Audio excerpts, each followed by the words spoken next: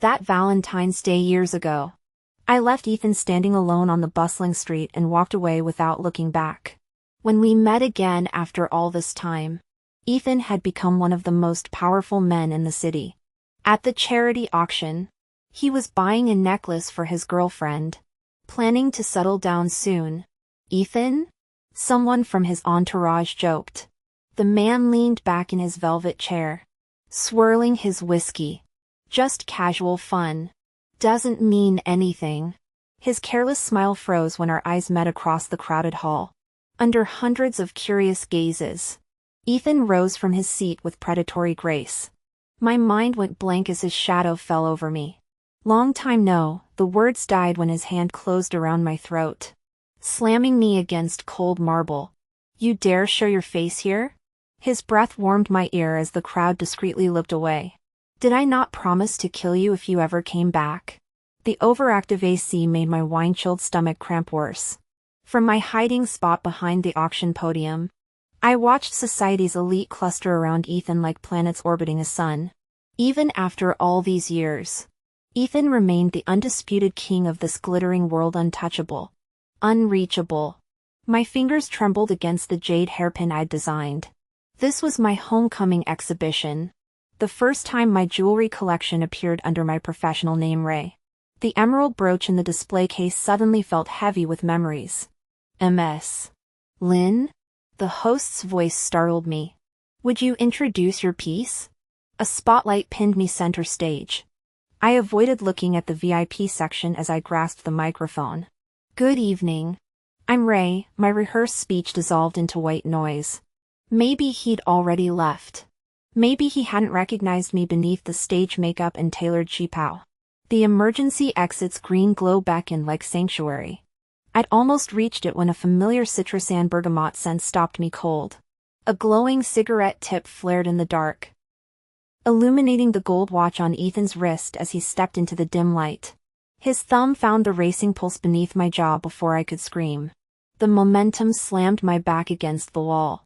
The familiar aggressive blend of cool mint and tobacco assaulted my senses.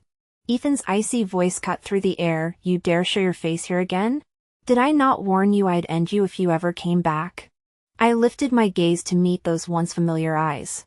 All traces of tenderness had vanished, leaving only glacial detachment. Pressed against the concrete, I maintained silent defiance. His sudden laughter grated like broken glass.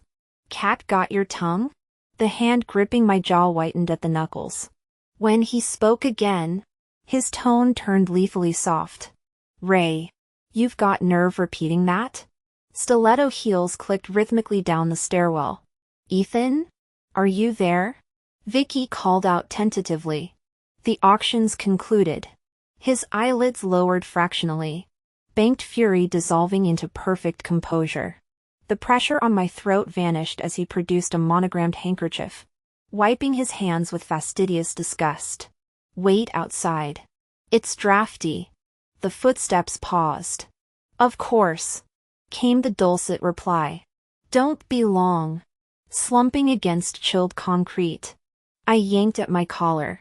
Beads of sweat traced my hairline as our ragged breathing intertwined. With one final inscrutable glance, Ethan shouldered through the emergency exit. The Quinn family secured the jewelry lot for $50 million, a transaction requiring tedious clearance periods. My mandatory stay coincided with the payment processing. 2 weeks later, I encountered its destined wearer at a gemologist's showcase. "Rachel? Is that really you?" Vicky's theatrical gasp preceded her approach. What a delightful surprise! We'd shared algebra classes at St. Mary's Prep, while I'd been scrubbing toilets to afford textbooks. She'd hosted Sweet 16 parties with ice sculptures. Our last interaction before my expulsion involved shattered heirloom china and security footage. I manufactured surprise delight. "Vicky, I'd never expect to see you here." The cashmere sapphire pendant glowed against her collarbones, its value exceeding small nation's GDP. Her appraisal of my off-the-rack dress contained multitudes. "My, haven't we climbed up in the world? These invitations don't grow on trees." My design portfolio opened doors. I smiled with precisely calibrated humility. Her smirk carried generations of inherited superiority. Ethan! She trilled across the gallery. Look who emerged from the woodwork. The hostile gaze burning my shoulder needed no introduction. Associating with opportunists? Ethan's drawl carried clearly. Careful, darling. Some parasites leave permanent stains. I studied my scuffed heels. Vicky's laughter tinkled. Oh, but Ray's our resident expert on swindlers. Remember that grifter who played you? Took your money. Dignity. Even, her pause weaponized itself. What was her name again? The jeweler leaned closer. Champagne forgotten. MS. Lynn here could write masterclasses on emotional larceny. Vicky's manicured finger tapped her flute. Isn't that right, Ray? Ethan's shadow fell across us. Harper. His warning held Arctic winds. We're leaving. As they swept toward the exit, the sapphire's facets caught the light, fracturing it into cold blue shards. My reflection in the display case showed a woman with fire in her eyes and bloodied cuticles, still fighting. Still hungry. The real auction had only just begun. Victoria Harper glanced at Ray with an elegant smile. Our family is too insignificant to mention. The gallery owner nodded in agreement. Exactly. Just have fun with some poor girl. But marriage? She's not qualified. Ethan remained silently observing the farce from behind. Ray. You look pale, the jeweler noticed her. Care for some water? Ray forced a strained smile. No. Thank you. Excuse me. The setting sun cast long shadows as Ray leaned against the gallery's exterior wall. Her reflection in the glass door appeared ghostly white. Her phone buzzed with a new email from her best friend. Any progress? The layoff notices drop next month. We need clients at the jewelry gala. I ran into someone I shouldn't have. The line went silent before she guessed. Ethan bought your piece? Exactly why I can't ask. Get the money first. She urged. We'll figure out the rest. Tires screeched behind Ray as she hailed a cab. A black Ferrari idled menacingly. Sunset flames dancing across its polished hood. The engine roared louder. Suddenly it lurched forward, tires screaming. Metallic monster charging. 5 feet. 3. 1. Brakes shrieked. Birds exploded from nearby trees. The bumper kissed her shins with surgical precision. Her legs buckled. The tinted window descended, revealing Arctic eyes. Get in. Dusk surrendered to night inside the soundproofed cabin. Ray shrunk into the passenger seat. Silent. Nothing to say? Ethan's voice dripped acid. I'll leave as soon as I get paid. His bitter laugh chilled the air. You never change. A blank check fluttered onto her lap. You got your ticket out. He spat. Or should I ride another emotional roller coaster for your amusement? Back then, I told him I wouldn't break up with him if he rode the roller coaster. Despite his fear of heights, he clenched his teeth and got on. Then I walked away without looking back.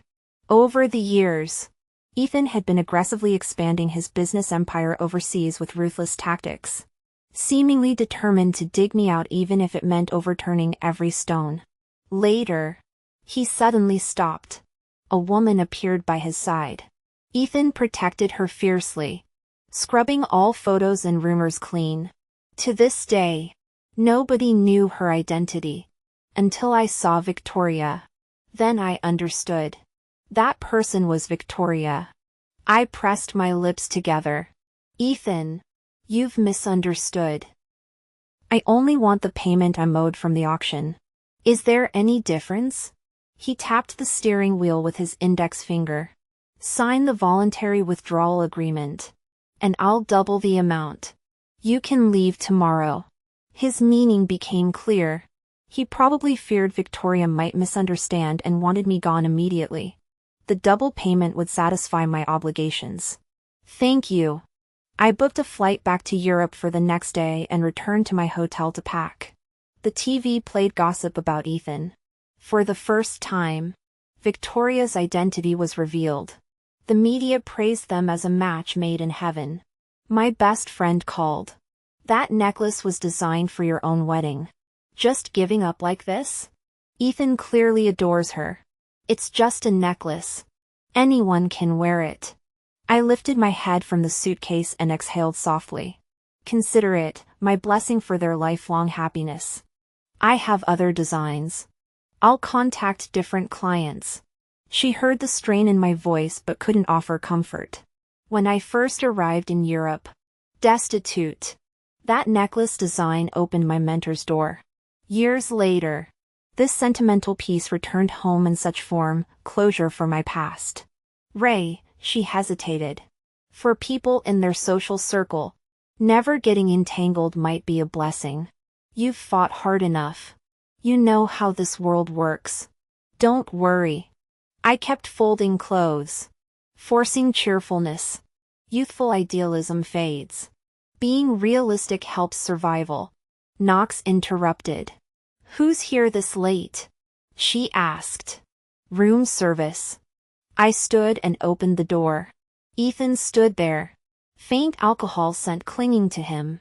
He braced one arm against the doorframe, casting shadows across his sharp features. His tie hung slightly loose. Hearing my voice, he lifted his gaze. The interplay of light and shadow accentuated his striking face. Why are you here? I moved to shut the door, but he blocked it. Can't I come? His words slurred slightly with intoxication. We've settled everything. Settled? He laughed bitterly, leaning closer. Screw you're settled. Gripping the doorknob, I stiffened. You're drunk. I'll call your assistant. He suddenly seized my wrist with bruising force. If I ride that damn roller coaster again, will you stay? The words hung abruptly between us.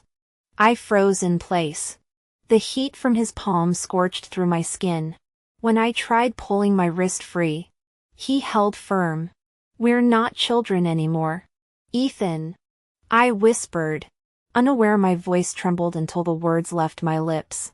His darkened gaze locked onto me as he ripped off his tie with rough urgency, exposing pale skin and sharp collarbones. Then let's handle this like adults. Guiding my hand to his chest where his heartbeat thundered, he rasped. Sleep with me, Ray. Take me, and everything I have becomes yours. The frantic rhythm beneath my palm burned. I jerked back violently. Ethan. Someone could see. Let them. His grip tightened. I'm the one who'll be embarrassed. Footsteps echoed around the corridor corner. Startled, I lost focus for half a breath. Enough. The lock clicked shut. In the unlit foyer, Ethan pressed me against the wall until our ragged breathing tangled in the darkness. Years apart melted into the suspended moment where his familiar unfamiliar warmth hovered millimeters from mine. When his lips brushed toward me, I turned my face sharply. His mouth grazed my cheek as my pulse skyrocketed. He stilled, forehead thudding against the wall. Stay away then, he growled hoarsely. I won't touch you. Our eyes met in the sudden stillness. The alcohol-induced recklessness had evaporated from his gaze, replaced by icy clarity. Wind sliced through the cracked window, scattering the lingering tension. As his arm dropped, I fled the cage of his body. Ethan remained motionless, eyes shut. Perhaps sobering up had resurrected his usual frosty demeanor. I busied myself refolding clothes into the suitcase, fingers trembling, the checks void. His quiet statement froze my hands. I looked up to find his silhouette carved from shadows. There's complications at the company. It's unusable now. No emotion colored his apology. Then cancel the flight tickets. I'll cover the loss. Returning the garments to the bed, I stood. Fine. He arched an eyebrow. Want me gone? Yes. Can't. He leaned against the doorframe. Paparazzi are camping outside, desperate for scandalous shots. You'd hate starring in tomorrow's headlines with me, Ray. Exhaustion weighted my bones. I need sleep. Perching on the mattress, I waited. Minutes stretched as Ethan lingered by the door, unmoving. Darkness gradually swallowed my consciousness. My head tilted to the side as I collapsed onto the soft pillow. With the last shred of consciousness slipping away, I faintly heard a murmur, "Good night." Truth be told, I've always been a light sleeper. The first morning light filtered through my eyelids. When I shifted my arm, it brushed against someone. That familiar scent, even after 10 years, still registered instantly. He stirred awake, his hand boldly snaking around my waist to pull me closer. My eyes flew open, locking with Ethan's sleep-clouded gaze. "Mornin'," he mumbled hoarsely. I froze for 3 heartbeats before bolting upright and smacking him with the pillow. "Pervert." Ethan took several blows before scowling. "Getting bold. Ray? You're disgusting." I frantically checked my still-buttoned collar, face turning ghostly pale, squinting against the sunlight. Ethan rose and circled the bed toward me. His wrinkled dress shirt looked like it had survived a washing machine spin cycle. The usual sharp edges of his demeanor had softened, though his knitted brows betrayed irritation. "Don't," I stammered as he lifted a strand of my hair, following it down to where a button lay entangled. "Who'd want to touch you?" He didn't bother looking up. "Still sleepwalking? I see." My eyes widened, noticing the missing button from his collar. "You could have cut the hair. And risk your wrath?" Ethan snorted, meticulously untangling the strands. "Last night you latched onto this button and bolted. What was I supposed to do?" The memory surfaced, years ago when he'd snipped a lock of my hair during an argument. I'd stormed off crying while he trailed behind begging, "Ray, I swear I'll never, here. Cut mine instead. Just stop crying." Watching his reflection methodically working the knot, I frowned. How'd the button even come off? Ethan finally freed it, caging me between his arms against the dresser. After studying me intently, he deadpanned, "Ripped it off myself. Figured if I dozed off, the pain would wake you." My pulse stuttered inexplicably. He withdrew abruptly, disappearing into the bathroom. The lingering scent of his cologne clung to my hair, something woodsy and expensive. My phone buzzed with Vicky's call. "Ray, did your flight take off?" "I postponed the trip. Still need to settle the funding." "Perfect. Corporate's demanding you secure Ethan's participation. Non-negotiable. He'll never agree." "Try anyway." "Try what?" Ethan's voice sliced through. Vicky gasped. "Holy SH. I hung up to find Ethan leaning against the bathroom doorway in a robe. Stormcloud eyes narrowed. "What exactly?" he asked icily. "Am I being volunteered for?" "The upcoming gala for our jewelry brand, next month. In Paris." Perhaps my gaze betrayed anticipation, because Ethan quirked his lips. "Who knows about next month's plans?" "We'll see." Of course he'd say that. There's no way he'd agree. Someone knocked. Ethan moved to answer before I could. He returned moments later, tossing me a paper bag. "Change into this." "What?" "Clothes."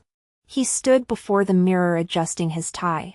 "If you want me at your gala, you'll accompany me to my event first." The bag contained a cheapao in inkwash hues, hand-tailored without Western gown's aggressive allure. It accentuated gentle elegance instead.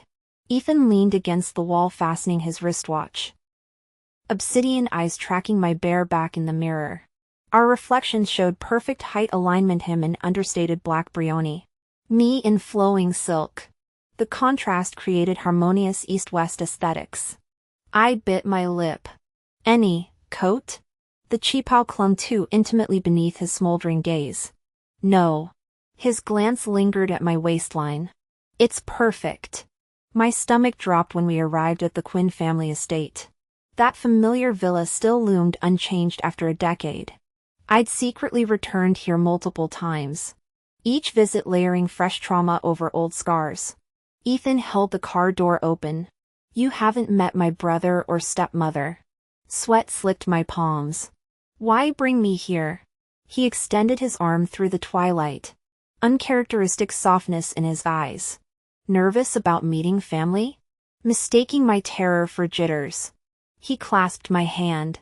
Just formalities. Lights blazed through manicured gardens as we approached. A woman's shrill voice pierced the door of Ethan's marriage plans. Oh, please. I'm just the stepmother. My knees locked at the sound. Aunt Melanie's voice still clawed at old wounds. Big brother's back. Floodlight spilled across the foyer as Ryan materialized. I shrank behind Ethan instinctively. His half-brother's smirk sharpened when our eyes met. Recognition flickered. Then cruel amusement, same as when he'd called me gutter trash years ago. Recycling old toys. Ethan? Ryan's arm brushed my back. I gripped Ethan's sleeve tighter. Back off. Ethan's glacial tone made Ryan retreat, though not before mouthing whore in my direction. Guests murmured Mr. Quinn as we passed. All eyes followed us to the grand parlor where Aunt Melanie held court beside Vicky. Vicky's manicured fingers tightened on Melanie's arm when she saw me. The group fell silent, turning with varied expressions.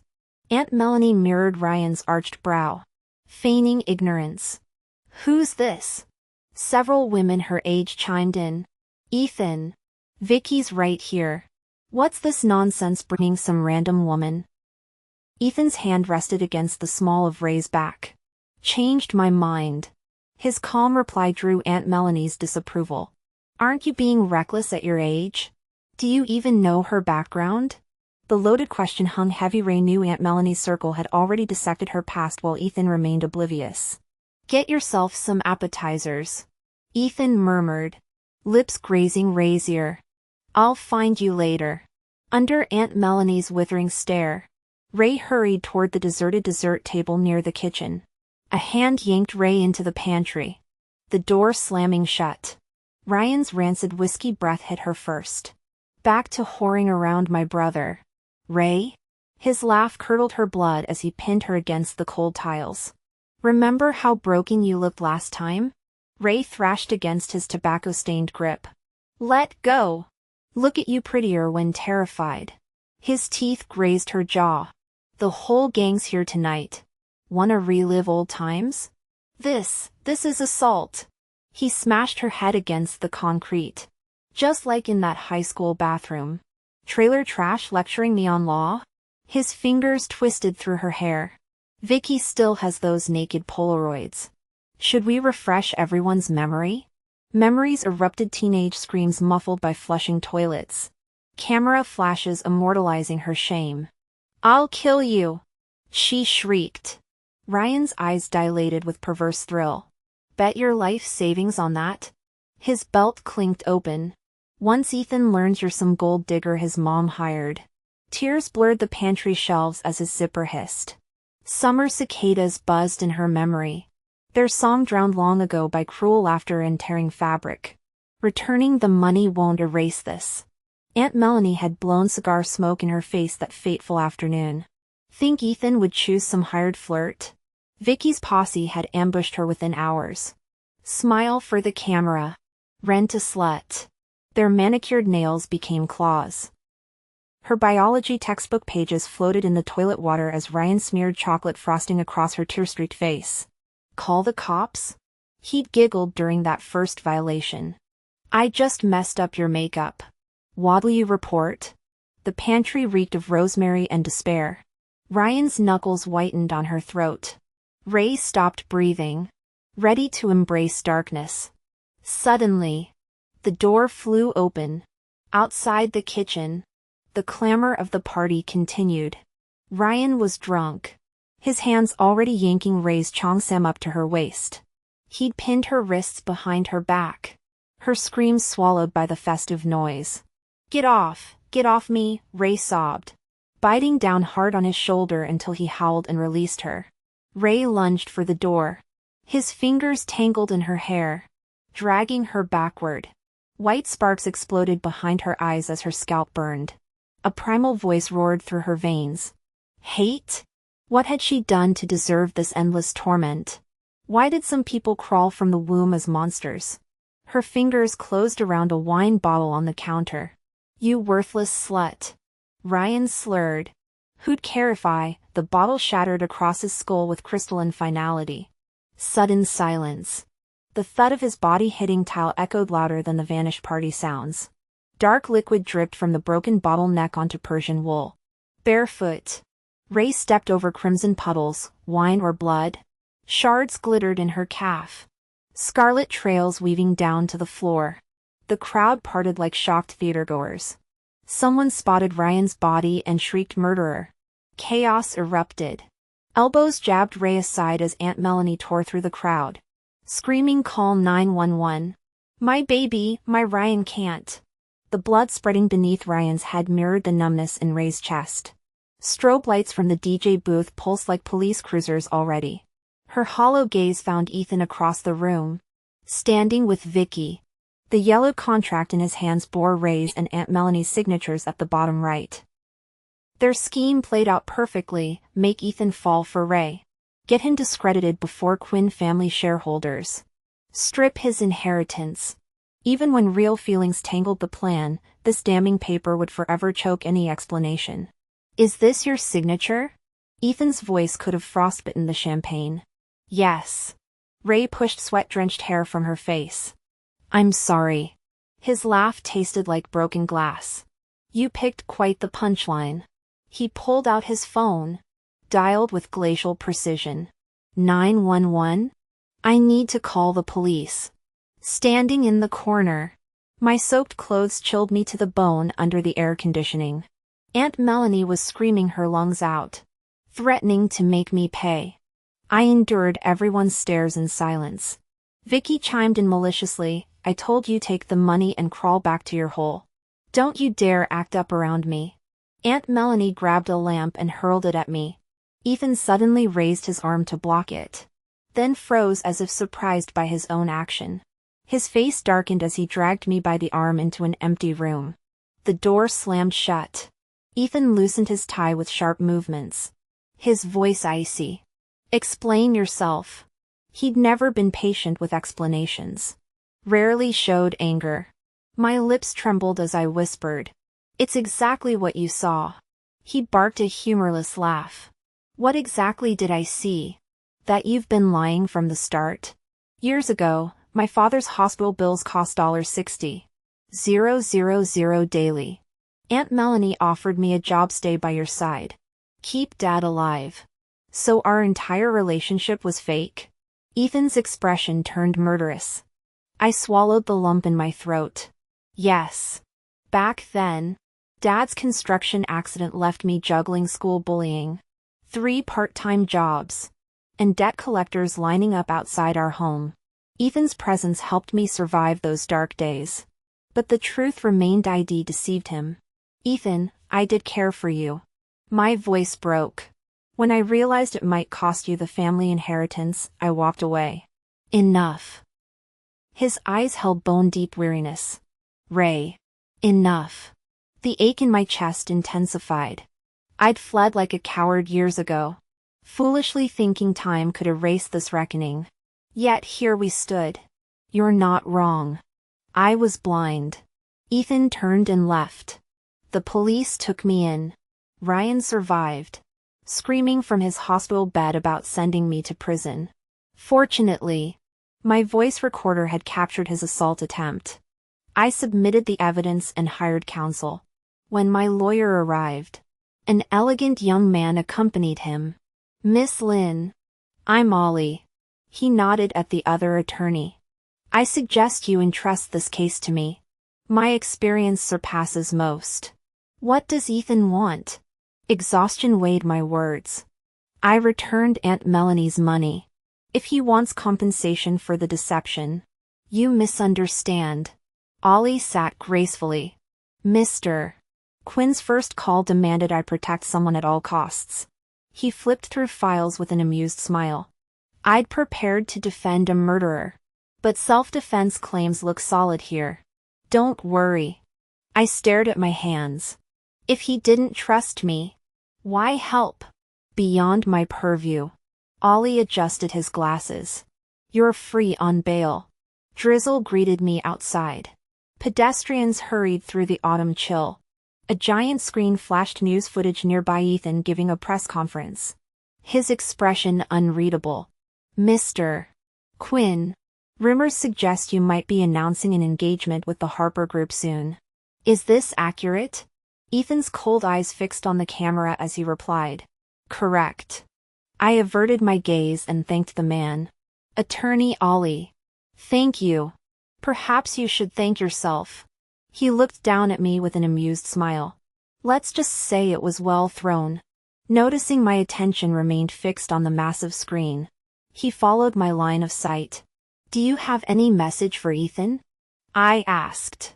Will they really marry? Perhaps. Then no. I moistened my dry lips. Thank you. Ollie nodded, opened his umbrella, and disappeared into the rain. I found Vicky waiting in the hotel lobby. Ray, you've grown bold. She sneered, her condescending smile unchanged from years past. Ethan and I have been through everything. I suggest you crawl back to whatever hole you came from. I lowered my eyes silently. Vicky stepped closer, her laugh sharp. Cat got your tongue? I was thinking. I said softly. That vase over there looks quite sturdy. What? She froze momentarily before grabbing my collar. Are you threatening me, Ray? Should I ruin your reputation again? Remarkable, I observed, prying her fingers off one by one. After all these years, you're still using the same pathetic tricks. Listen carefully. Miss Harper, I'm not that frightened girl anymore. Even if you staged another incident with multiple men, I wouldn't flinch. Vicky's face twisted like she'd swallowed something foul. You filthy. I gripped her chin forcefully. 10 years taught me the shame was never mine. Nude photos? I could stand naked before crowds now and feel nothing. Because the fault wasn't mine. Brave words. She spat. Then go tell Ethan. Beg him to marry damaged goods. See if he wants used merchandise. Ethan just announced your engagement. I shoved her away. I've no interest in stealing fiancés. I'll be leaving soon. You'd better. Vicky collapsed onto the couch, breathing heavily with venom in her eyes. My remaining days focused on settling legal matters. A major client's sudden jewelry order had saved me from layoffs, stabilizing my life again. A month later, auction proceeds cleared as we won the lawsuit. Ryan trended nationally under waves of public condemnation. The rainy season arrived with relentless spring thunderstorms. Gazing through taxi windows at blurring cityscapes, I remembered fleeing this painful place like a beaten dog a decade prior. Now I departed with dignity, unbowed. The driver chatted amiably. Studying abroad, miss? No. My job's overseas. Nice. Though your family must worry. I smiled wistfully. I have no family. Memories surfaced, the amusement park date that never happened. Father waking from coma only to remove his own oxygen tube. Ryan and Vicky pinning me in restrooms. Cameras flashing over bruised skin. Every tragedy compressed into 24 hours. That cataclysmic day forged my escape. Now, cleansed by rain, I left ghosts where they belonged. The driver clicked his tongue sympathetically and turned on the radio. The sterile news report crackled through the speakers. The Harper Group's capital chain has ruptured, with the company declaring bankruptcy half an hour ago. Our reporters are currently outside Quinn Group headquarters awaiting an interview with their newly appointed CEO, Mr. Ethan Quinn. This follows recent scandals involving Aunt Melanie's embezzlement and commercial fraud allegations. We'll continue tracking. See? Can't trust these rich folks. The driver snorted. That whole marriage alliance nonsense? Just the Quinn patriarch eyeing the Harper fortune. The radio crackled with an excited reporter's voice. Mr. Quinn, did you orchestrate these events? Was the engagement premeditated? Ethan's baritone remained steady. Is this broadcast live nationwide? Yes, sir. Accessible anywhere with electronic devices? Undoubtedly. Sir. After waited silence. Ethan's icy tone sliced through static. Ray. I wish you lifelong prosperity. My throat constricted. Rain blurred the taxi window as I stared wordlessly for 60 heartbeats. Miss? Traffic jams clearing. Still making your appointment? The driver's voice jerked me back. I wiped my damp cheeks. No, it's fine. We've time. He chuckled conspiratorially. What's with that farewell? Lover's spat? Ray sounds mighty personal. Raindrops skittered across glass as I whispered. Turn around. One last try. Where to? Starlight Amusement Park. The decade-old park stood resting in the fading drizzle. Only the rickety roller coaster still operated. My soaked shoes slapped cracked pavement as I raced toward memory's coordinates. Ethan stood motionless beneath the coaster. Black umbrella dripping. His silhouette sharpened at my approaching footsteps. He turned slowly. Rainwater darkening his left shoulder where the umbrella now sheltered me. Ethan. My voice trembled across the 3-yard gap. His storm cloud eyes tracked my approach. The umbrella tilted slightly, sacrificing his dry suit jacket to my damp sweater. Rain drummed our fragile shelter as I swallowed hard. Do you have a fiancé? No. I inhaled shakily. 10 years ago, my father killed himself the day before our date. Didn't want to burden me. My nails bit palms. That same afternoon, Ryan and Vicky trapped me in the restroom. Stripped me. Took photos, after I refused Aunt Melanie. Ethan's knuckles whitened on the umbrella handle. I kept wondering, my laugh cracked. How could someone so broken deserve love? Lying to the person I loved most. Losing everything, maybe disappearing would. Ice-cold fingers cradled my jaw. His lips silenced mine with desperate heat. The umbrella clattered to wet concrete as rain swallowed our gasps. I froze for a moment. Closing my eyes. Ethan pried open my lips with an almost aggressive intensity. Claiming me with unrestrained hunger. Trapped in his ironclad embrace. I clutched his shoulders like a drowning woman gasping for air. Raindrops mingled with tears in our feverish kiss. Cold desperation colliding with scorching need. Ray. Don't cry. Ethan's arms tightened around me. I've avenged you. Listening to his racing heartbeat. I suddenly understood his ruthless destruction of the Harper family. When did you find out? During your police station interrogation. His fingers traced circles on my back. I pinned Ryan to his bed and made him talk. Tears welled up again. I thought you were marrying my tormentor, Ray. His voice cracked. I feared you'd never forgive me. Everyone around me hurt you while I remained oblivious. I don't deserve your forgiveness. My throat tightened. I'm the one who doesn't deserve you. I returned Aunt Melanie's money. He pressed a kiss to my hair. Tell me about your years abroad. My first winter in Europe, I whispered. I survived on cafeteria leftovers while washing dishes for tuition. The scholarship came through 3 days before eviction. Everything worked out eventually. Ray? Marry me. The drive home stretched in suffocating silence. Ethan's knuckles whitened on the steering wheel. His earlier proposal hanging like shattered glass between us. My stifled laughter had turned his romantic gesture into cosmic humiliation. As night swallowed the highway. I broke the tension. My fashion gala next month, I'll attend. He clipped. Thank you. Since I'm expanding overseas, Ethan swerved onto the shoulder. Rachel. His watch clinked against the dashboard. What exactly are you implying? Long-distance relationships rarely. His sudden laugh carried dangerous edges. How presumptuous. Moonlight caught his fingers loosening the collar. Revealing damp skin. Why shouldn't we work? Would you relocate? Instead of answering, he sealed the windows. The AC whirred uselessly as heat radiated between us. My blouse clinging to perspiration-slicked skin. Ray. His thumb brushed my collarbone. Still not warm enough?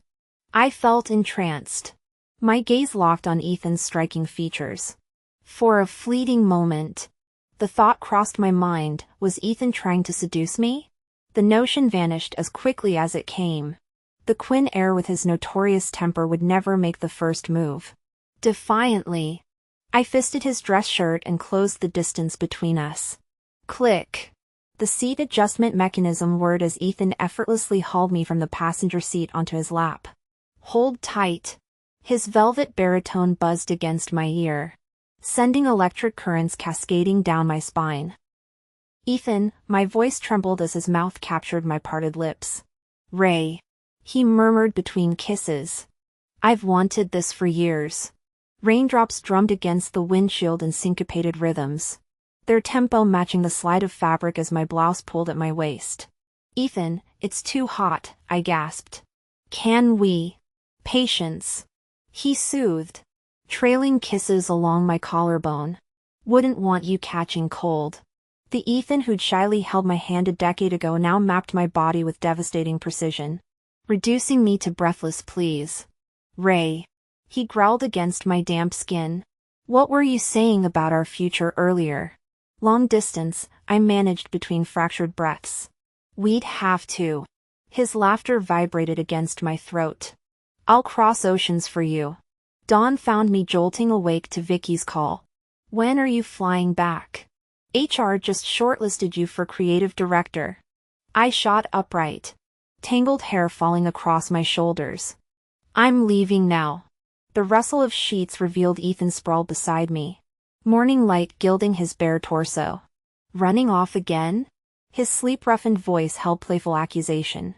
I averted my burning face. It's urgent. Ethan flopped onto his back with exaggerated resignation. Suit yourself. My feet hit the floorboards, then paused. Turning, I crawled back toward the warmth. Well, there might be time for. By midday, I stood under the porte cochere adjusting my sunflower yellow cheapao. You're hopeless with hairpins, I complained as Ethan fumbled with my updo. His phone's sudden vibration darkened his expression. Everything okay? Just turbulence. He deflected, guiding me into the town car. My protest died as his mouth claimed mine, a lingering promise cut short by honking traffic. The engine roared to life. Through rain-streaked glass, I watched Ethan's silhouette shrink, his final words echoing, I'll find you. He was acting strange and even snatched my phone. Maybe it was because he was reluctant to part. I was lost in his tenderness until the car passed by a square and a news item popped up on the electronic screen. Even though it was pixelated, I immediately recognized the photo from that year. I stopped in my tracks, held in Ethan's arms. I stared directly at that flash of flesh. Ray, don't look. A hand suddenly covered my eyes. Go to Europe in peace. Leave everything here to me. Actually, it's easy to guess that this is something Vicky would do. Those private photos were like a cage, trapping me for a full decade. At first, I suffered from insomnia night after night, terrified that one day, the world's blame and mockery would completely ruin my life. 10 years later, the mastermind finally chose to stab me with a knife. But this is just a cheap trick of the perpetrator to suppress the victim. And the victim shouldn't be afraid. I pushed Ethan away and said calmly, "This is my problem." He hesitated, about to say something. I shook my head. "I might need a small favor from you." Ethan held a press conference for me. Many reporters showed up, hoping to catch a piece of the hot news. I knew that my unpixelated photos and videos had gone viral. At the back of the crowd, I saw Vicky and Ryan. They still had those malicious smiles on their faces. Just like back then. A reporter held the microphone to my mouth. "May I ask what grudges you have with them?" "No grudges. Why do they pick on you and not others?" I knew there were people Ryan had brought. I smiled and said, "I think you should ask them why only they bully people while others don't. Maybe they just lack proper upbringing." The reporter was left speechless. I looked straight at the reporters below and said, No one should ever think they can whitewash their bullying by saying the victim has a personality flaw. Miss Victoria Harper led a group to strip me naked and verbally abuse me. Mr. Ryan Quinn molested me. I didn't report it to the police because they held the evidence. They naively thought that video controlled my fate. But I'm not a kid anymore. I looked at Vicky and Ryan at the back of the crowd. Their smiles suddenly frozen. The moment the video is released, you'll be forever nailed to the pillar of shame. So feel free to spread it. The wider it spreads, the heavier the punishment they'll receive. Vicky's legs gave way and she collapsed onto Ryan. Miss Lynn, don't you have any shame? I stood up, looked at the reporter who had just asked the question, and said word by word, "You can judge my body, but I'm innocent. Both my body and soul." After that, the room fell silent. I left the others behind and walked out of the press conference venue. I grabbed Ethan, who looked so proud, and said angrily, "Hurry up. I'll miss my flight." I handed the matter of suing them to a local lawyer. A week later, Ryan and Vicky became the targets of public condemnation. They were sued and had to pay a huge amount of compensation for mental damages. They also received corresponding punishment for the crime of spreading pornographic materials. Half a month after I returned to Europe, I got the position of creative department director. When I got busy with work, I hardly had time to answer Ethan's calls. So when a few days later, I saw Ethan Quinn with a gloomy face in front of my apartment, I turned around and ran. But after just a few steps, Ethan grabbed the back of my collar. "Ray, you're quite smart. Running away." "Huh?" I forced a smile. "Why are you here?" "To sleep with you." "Ethan, you really don't know how to date. Are you sure you've had several girlfriends?" "I lied to you." Ethan nibbled on my earlobe, like an enthusiastic puppy. Besides dealing with my stepmother and playing along with Vicky's charades, I hadn't been involved with anyone else. I laughed nervously. "Ethan, you don't need to act anymore?" "Not anymore." His features relaxed. "I've finally uncovered her dirty dealings with the Harpers. With full control of the company now. I want to move in with you." "Sure." I yanked his tie, closing the distance between us. "But let's see if you last a month first." Ethan had peculiar habits: fear of heights, disdain for Western cuisine. Even his English carried faint Beijing inflections. His perpetual scowl terrified children, nearly getting him arrested for child intimidation. On his third day here, neighbors called firefighters when he attempted making fried dough sticks. "Maybe you should go back," I teased. Fuming, Ethan established a regional branch here, regularly rotating employees to share his misery. 6 months later, he'd not only endured but developed bizarre enthusiasm for Eggs Benedict. That evening, I asked him to meet at the subway station since our driver was off. As sunset gilded the platform, I found him studying a perfume poster, hands in pockets. "Mister, do you like jewelry?" A flower girl peered up at him. My breath hitched, anticipating his growl reducing her to tears. "No." Ethan crouched down. "I like this person." His finger tapped my advertisement photo. "My girlfriend of 10 years. Ray. That's fan stuff. Not real dating. You haven't won her yet." "I have." "Liar." Ethan bared teeth. "Listen here, you little truancy case." I rushed over, intercepting. "How much for the flowers?" The girl gaped at me. "You're really my girlfriend?" Ethan grumbled. Her eyes sparkled. €6 each. "Highway robbery," he snapped. As I patted his head, Ethan shoved banknotes at her, snatched the basket, and dragged me toward the trains. "You're spoiling her," I protested. "Worth every cent." His grip tightened. Sunlight faded behind us. The girls stood bathed in twilight, watching the strange-tongued couple disappear underground, their laughter warm against the rattling trains. Next time, I muttered, make them enlarge my poster. He squeezed my hand. Already ordered the billboard.